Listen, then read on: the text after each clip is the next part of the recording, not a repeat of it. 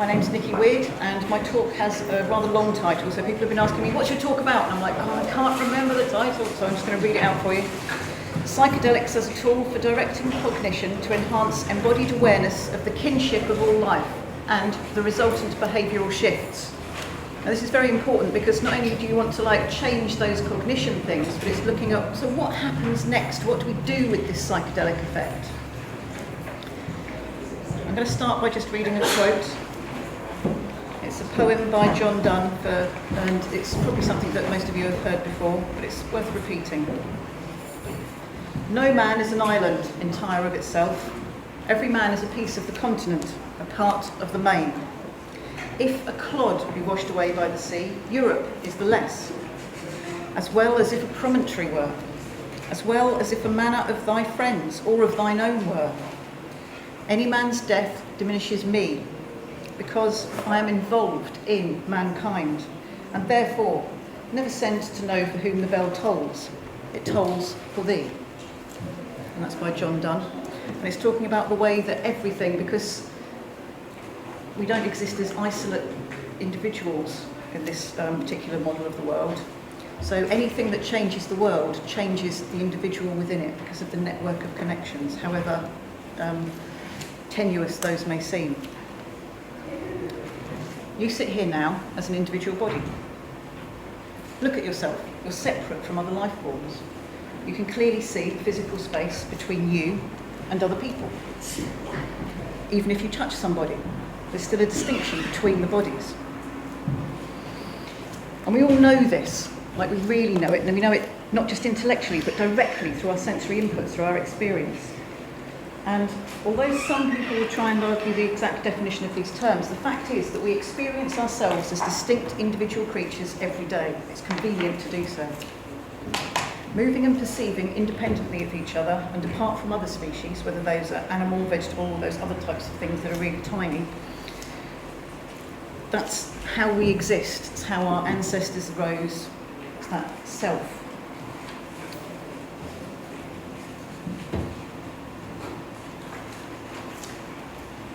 In the culture and the world, the place and time that we live in at the moment, most of us, because I'm assuming that most people, rather patronisingly, I'm assuming that most of us are from sort of the Western world, the post-industrial, the developed world, whatever word you want to use to describe how we are. We live in a world where the intellectual theory of evolution has replaced origin mythologies. And this is the case in many parts of the world. This mechanistic and rather dry version of where we came from lacks a certain substance. It lacks those decorative flourishes that characterise the emergence of a functioning creation story that make it believable. So what can we do without leaving behind this incredibly useful and believable evidence-based tale, the scientific version? How can we add to the richness of it to give ourselves and our children a resonance and a relevance? Today, I would like to explore a few ways that the basic scientific tale of the evolutionary process can provide a basis for a mythology, a lived revelation of mystery, with a capital M, which could give us some meanings to that empty clockwork universe that Newton bequeathed us. And I'd like to examine a few ways that the medicines of psychedelia may assist our quest in developing motivations towards a lived process of enlightenment, which could give rise to an experiential-based cultural structure rather than structures which are based as at present, or in the recent past anyway, which have been basically based upon resource competition.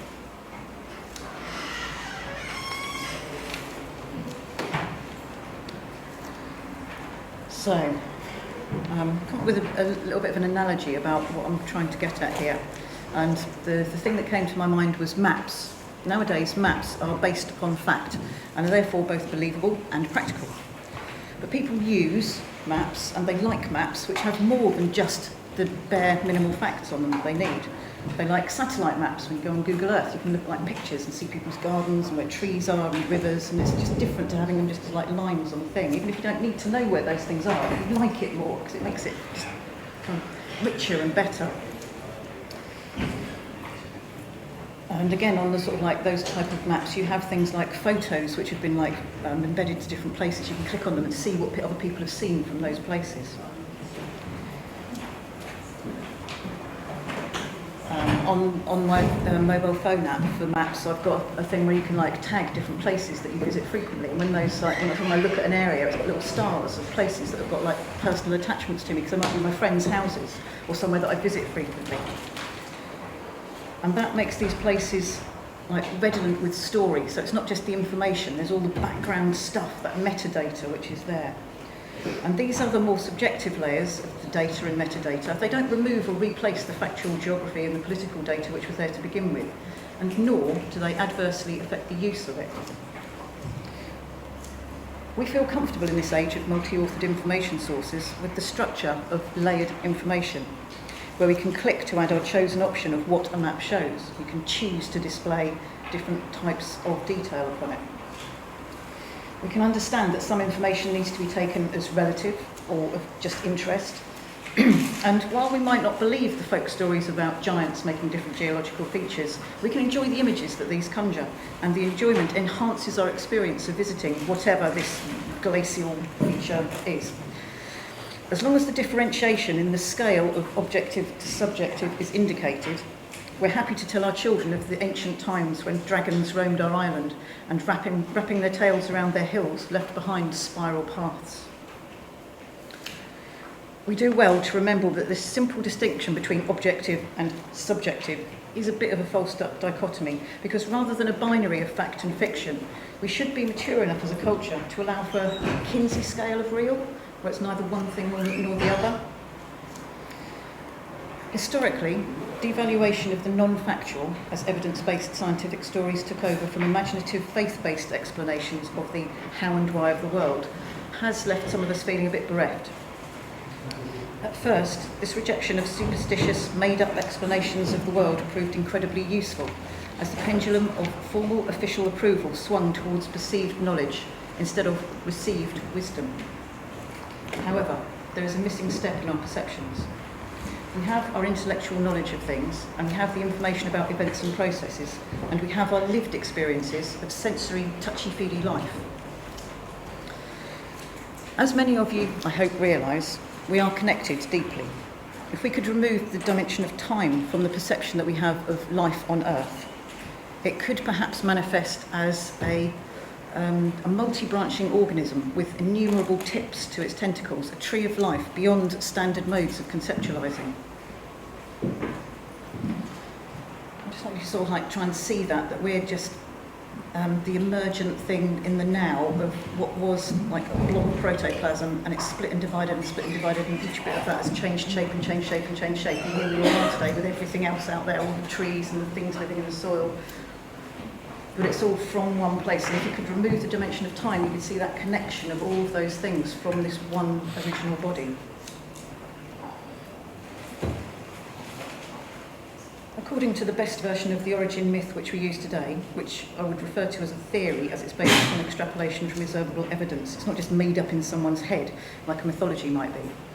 According to best current scientific thought then, life shows evidence of existing on this planet since about 3.9 billion years ago, after probably arising from chemical reactions or maybe carried on meteorites and originally flourishing in the oceans or possibly deep below the ground. People are still arguing the details of that one. But we have like quite a lot of evidence-based and theoretical ideas about how that happened and how it arose. Now, it proves tricky to start our story of life before life forms had already existed, as we're having to base our tale on the physical remains in old rock records. The grooves left behind are rare and often in less than perfect condition.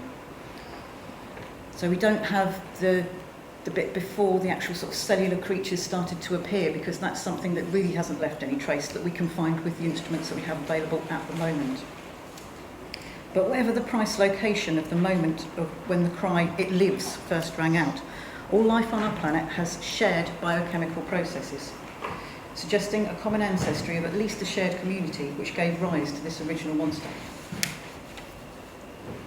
These basic processes live on unchanged in the cells of everything. The way that a cell membrane forms, the basic structure of protoplasm, the RNA, lots of the other different chemical processes that go on. If you wait a few million years until nucleated cells arise, we can include a vast array of processes as held in common between all life forms. The bacteria, the archaeobacteria, up into single-celled life forms, simple worms, trees, fungi, animals, everything at all. The actual mechanics of how the chemistry works is incredibly similar across all of those organisms. So if we just look at living things which have nucleated cells, which is most stuff apart from those little bacteria and sort of virus stuff and things, which is that life or not? It's a bit unsure. But if we look at the living things with nucleated cells, then picture in your mind some of those things on the planet at the moment. See the plant that you saw on your way into this building, the birds that we can hear when we stand outside, the flies, the spider up there, the tree that you sat underneath at lunchtime, the food that you ate from your lunch. That was derived from recently living things. And all of these are a minute sample of the vast array of things that live today. So all of these things, they hold the same basic machinery in the close-up view of the cellular process. Whatever the gross size and shape, wherever the habitat, however ancient the mould of that organism, at a microscopic level, the similarities are considerable. Some of the most important cycles involved in energy capture, storage and release are the same through all of these. People that are biologists will know the names of some of these things, the others of you will be meaningless, so I was going to list those. It's not really much point, but things like the Krebs cycle, the ATP cycle, all of those things, that's the sort of thing that I'm referring to there. And if you're looking at nucleated cell life forms, then DNA, RNA, mitochondria, and other things as well run through all our foundations. We're made of the same basic stuff, hydrophobic, philic, bilipid membranes, which bound all of our components. Given this commonality of materials and process, we know from our lived embodied experience that we can consume other life forms and that stuff changes, becomes new stuff, me stuff. So we shouldn't be surprised when more exotic components of other organisms can also affect our internal cellular processes, and that these effects take the form of physically experienced events and sensations. We know this with our intellects, and some of us know from experientially consuming or physically taking in stuff from the living and once living world around us. Combining these approaches allows for the mutual realisation, the reification of this wisdom.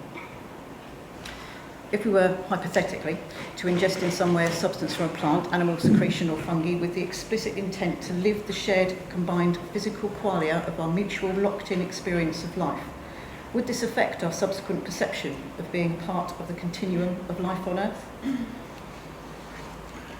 And why would we decide to do this? So, our world today of human versus nature, man-made versus natural, synthetic urban versus organic rural, the paradise that's on our tellies all the time, move to the country and you'll be happy, suggests that we need to do some serious work to address these apparent dichotomies. If the world around us includes us, then there is no division, and perhaps we would strive to perform actions which recognise this us, instead of having a us and them attitude. At base, I believe that this is what leads to in shallow activities, things like shopping trolleys in rivers, poisonous chemicals on the land and noxious emissions. At a slightly deeper level, having this type of approach of including ourselves within the world would allow us to buy our consumables. Sorry, I just got a bit confused there. At a slightly deeper level, having that shallow view of the world and not seeing the connections that are there allows us to buy our consumables without thoughts of the consequences, without appreciating the chains that bind us to the supply routes.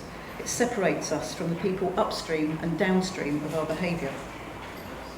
As for the other species involved, we barely acknowledge them in our daily actions. The practice of saying grace at meals to thank the creative life force which gave rise to these organisms which produced our produce does not form a standard part of our mundane reality. When religion fell out of favour as a mechanistic worldview fell out of favour at the same time as a mechanistic worldview superseded that ridiculous beard in the sky story, we may have thrown out the baby with the bathwater. For even with the most mechanistic perspective, we must admit to emotions and our thoughts as having a real existence. we know we still have love, thanks and respect, even if we can explain them from the perspective of biochemical reactions. So psychedelic awareness often has these qualities: non-categorical identification, connectedness of phenomena, the sense of presence in the present, free from linear time, free from the past narrative arc of the individual and of society and everything else.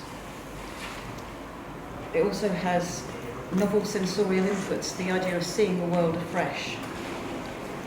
And quite often, the psychedelic state consists of cessation of many cognitive habits.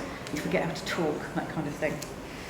Or the other thing that can happen is you get people making up new words to explain stuff, which might just last for a few minutes or the sort of the day, or it might become an in-joke for the next week or so with the people that you're talking with, but you make up new words. And more importantly, words that exist tend to take on multiple meanings. So you get the way that words have the baggage that a word carries, like, can change. You can replace it with different other things or tweak it and sort of go, oh, I hadn't thought of it in that way.